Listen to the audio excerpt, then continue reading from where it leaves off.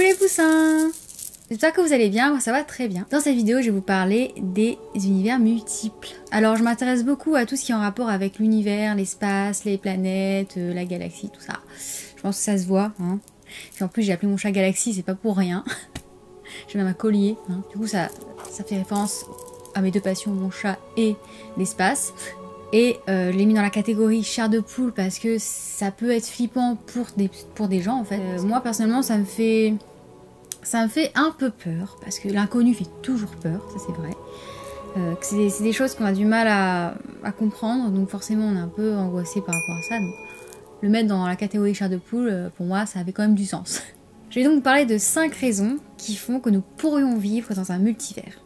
L'univers dans lequel nous vivons n'est peut-être pas le seul qui existe. En fait, notre univers pourrait faire partie d'un nombre infini d'univers qui composent le multivers. Bien que le sujet peut sembler tiré par les cheveux, voilà un petit peu du grand n'importe quoi, hein. Je pense qu'il y a plein de gens qui sont là, mais what? Et bien figurez-vous qu'énormément de scientifiques se sont interrogés sur ce sujet et ont mis en place des théories qui prouveraient que on vit réellement dans un multivers. Alors il n'y a pas qu'une seule théorie qui prouverait qu'on vit dans un multivers, mais il y en a en fait plusieurs qui mènent à cette conclusion. Et il y a même certains experts scientifiques qui pensent qu'il y a plus de chances qu'on vive dans un multivers, voilà, qu'il y a plusieurs univers qui existent, plutôt que pas du tout. Plutôt qu'il n'y en ait qu'un seul et c'est tout. Voilà, il y en a qui pensent que c'est plus probable qu'on fait partie d'un univers parmi tant d'autres, que de croire qu'en fait il n'y en a qu'un et c'est tout.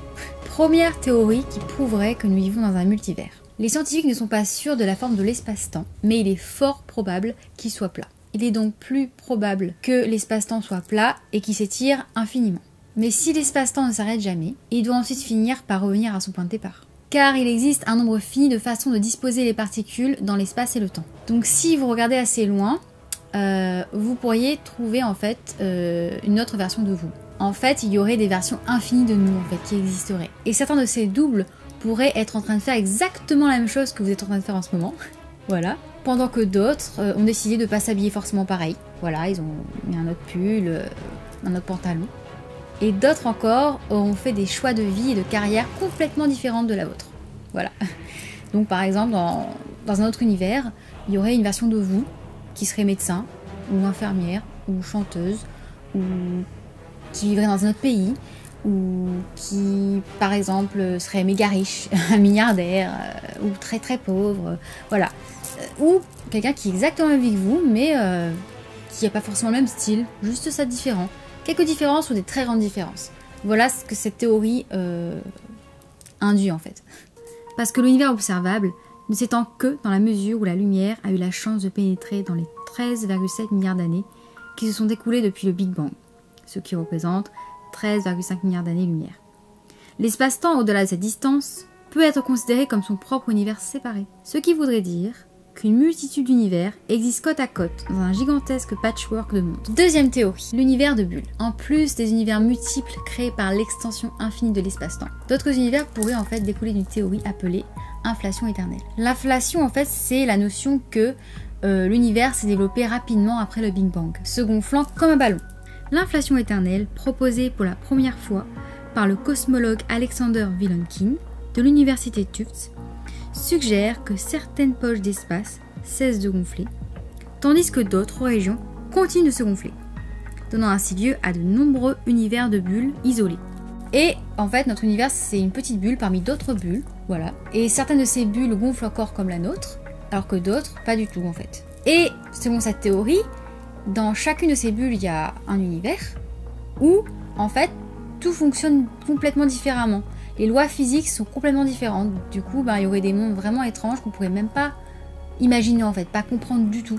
Par exemple, imaginons qu'il y a un monde où des créatures qu'on n'a jamais imaginées existent, ou des mondes où les animaux ont évolué et ont créé une civilisation comme la nôtre, ou un monde où la magie existe, comme dans certains films qu'on peut voir, forcément avec des gens qui sont humains, mais des créatures qui sont pas comme nous du tout. Bref, tout ça c'est très passionnant je trouve. J'aime bien cette théorie de bulles, plein de petites bulles, et il y en a qui éclatent donc c'est terminé, et d'autres qui gonflent. Donc ça veut dire qu'un jour, si cette théorie est vraie, ça veut dire qu'un jour ça va gonfler, et ça va gonfler jusqu'à quand en fait? Est-ce qu'un jour ça va éclater aussi? On n'espère pas quand même. C'est horrible. Théorie numéro 3. Les univers parallèles. Une autre théorie qui découle de la théorie des cordes, c'est la notion de brain world. Donc brain world avec l'accent français. Hein. Brain plutôt, qui vient de membrane, donc de membrane en fait. Et donc mis ça en brane, voilà.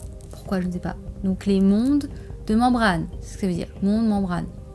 Top. Cette théorie a été proposée par Paul Steinhardt de l'université de Princeton et par Neil Turok de l'Institut Perimeter de physique théorique en Ontario au Canada.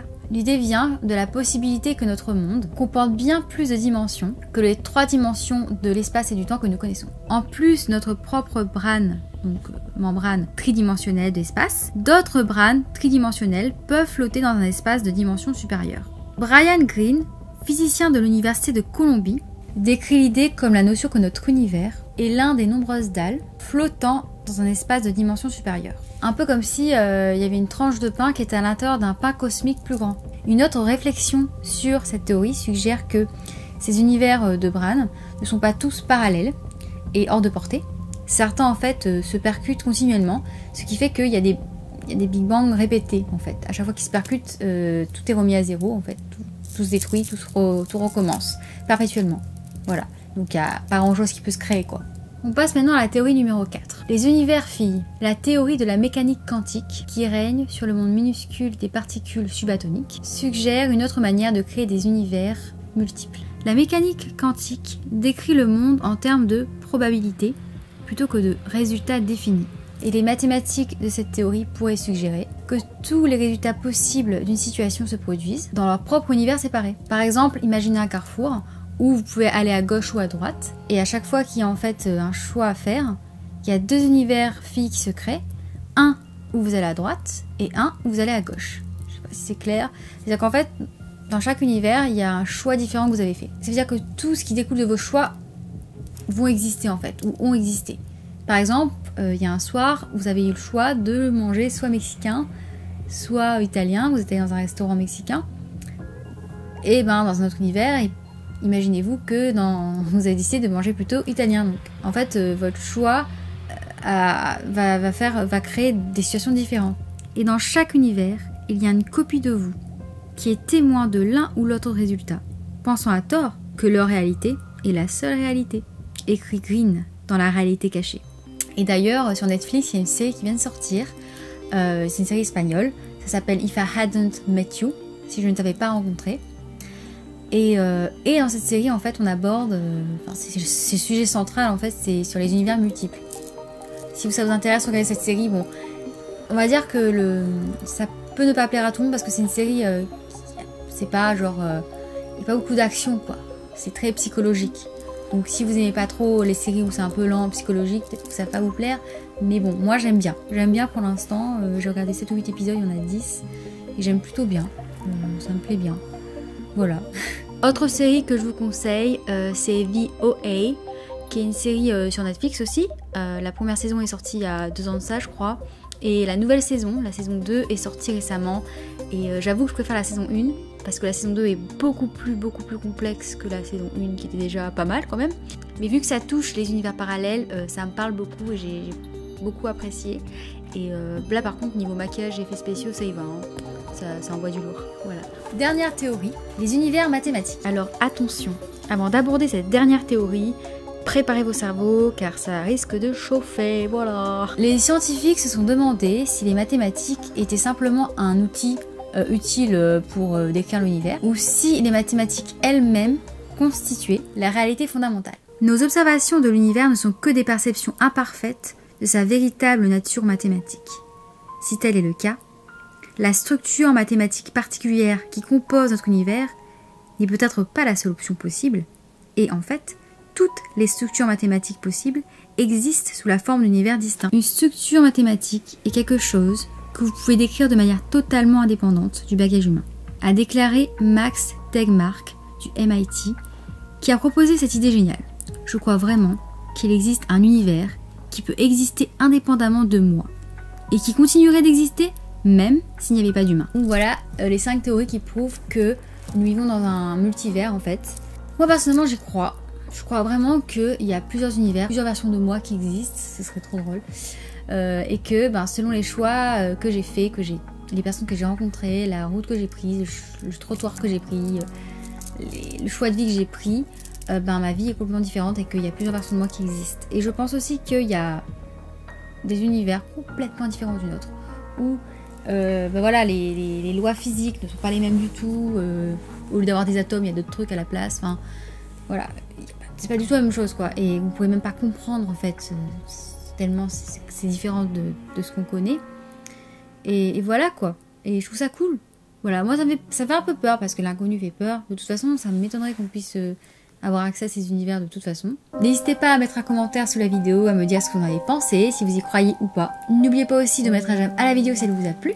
N'oubliez pas aussi d'activer la petite cloche de notification pour ne pas rater mes vidéos. Tous les mois, j'organise un concours sur mon compte Instagram, Glitchobit, donc n'hésitez pas à venir participer. La citation du jour est: l'univers est plein de choses magiques, attendant patiemment que notre esprit s'aiguise. Au revoir les poussins!